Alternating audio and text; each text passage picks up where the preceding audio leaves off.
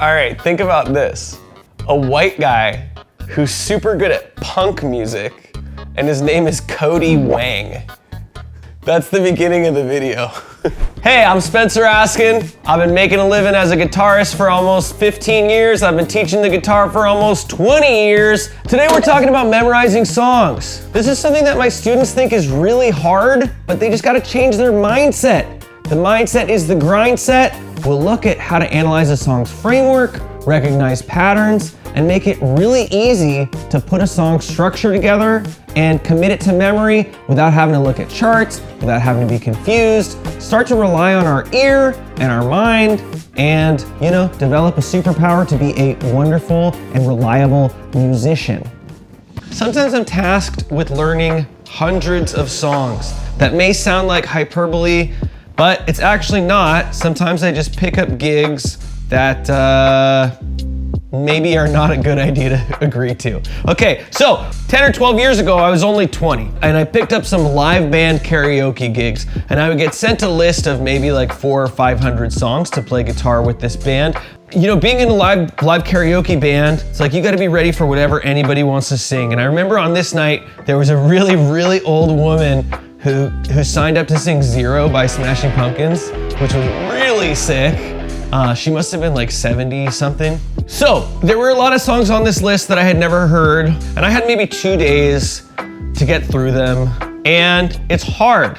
But what's gonna help me? A, going on Ultimate Guitar or maybe Olga onlineguitararchive.net at the time to find the exact tabs and learning every exact little piece, every lick that every guitar player is playing? Or is it B, learning an overview of these songs and understanding the structure so I can use my ear to get through every song?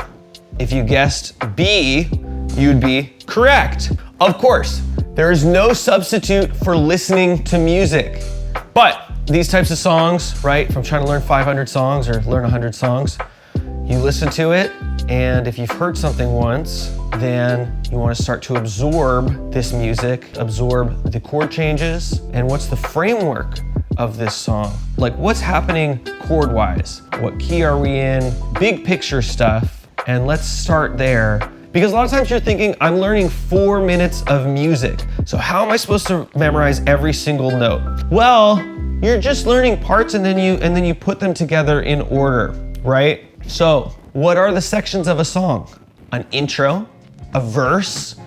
Most rock and pop songs have a verse. A pre-chorus if there is one. We have a chorus. Cool, you could have a post-chorus maybe, that's after the chorus, not always. You have a bridge. That's something different that occurs usually after the second chorus. And then you got a chorus again, and then you might have an outro. So typically we're talking about, we for sure will have a verse, a chorus, usually a bridge. 3 sections. So if you can learn those pieces of music and string them along in the right order, you're now thinking about 3 sections rather than I need to learn 4 minutes of exact pieces of music. So we're gonna take a look at the Killers' Mr. Brightside. This is a great example of what I'm talking about because the parts of this song, we have verse, pre-chorus, chorus. Here's our verse. You guys, I'm sure, have heard it before. It sounds like this.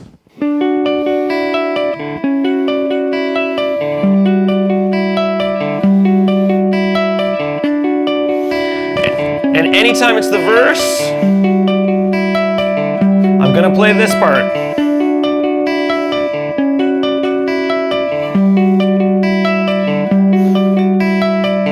When it goes to the pre-chorus, I'll play this.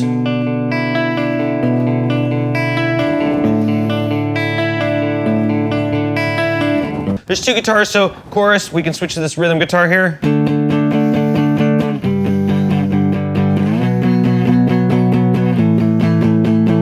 So we have these 3 distinct sections. Now what happens after that? We go back to a verse, we got a pre-chorus, we got a chorus. Simple enough. And you can do that for most songs, most commercial music, maybe not a Rush song or Dream Theater, but most music that you would hear on the radio, you can do that for. Here's the Spin Doctors.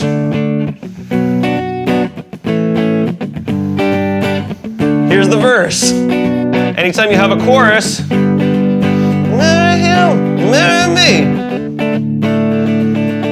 And you can analyze we're in the key of D, but again, we have two progressions in that song. We're thinking verse and chorus. Here's an important thing to keep in mind. When you start thinking about songs as chord progressions in a key, it's gonna really unlock like music theory for you, and it's gonna really start to make sense of what's happening within a song musically, rather than thinking, oh, this song is 5 on the A string. This song goes to the 2nd fret here. This song is 3 here. Because what happens is when you're playing guitar like that or playing bass like that, if you ever miss a note, if you ever find yourself off, it's gonna be really, really difficult for you to jump back in with the band.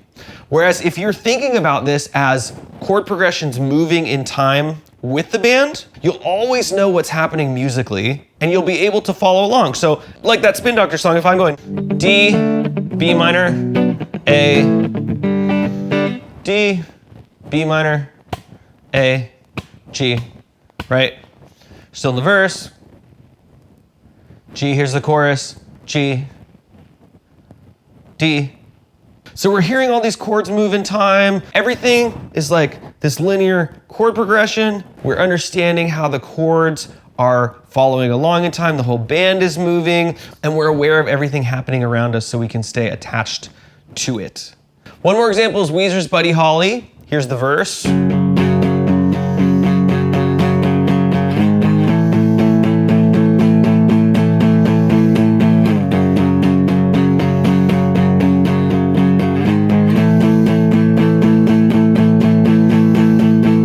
Here's the pre-chorus.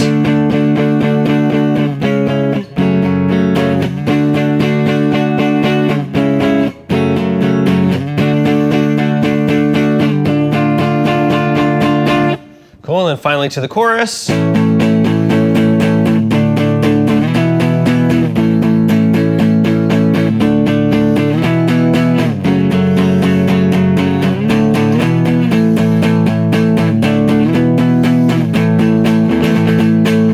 So we have 3 distinct sections here. We're really just chunking these, right? We're thinking of the verse as one part, the pre-chorus as one part, and the chorus as one part. So we're not just thinking chord, chord, chord, chord, chord, chord, chord, chord, chord, chord, chord, chord, chord. Just for example, this would be playing it out of order. So here's starting for the verse.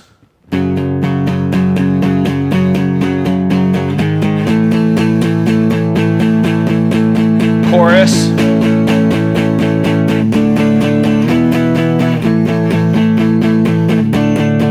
Pre-chorus, verse.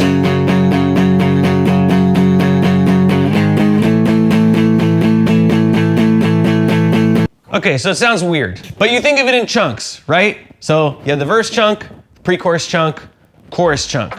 As you're learning songs, the more you do it, the more you'll figure out what system works best for you.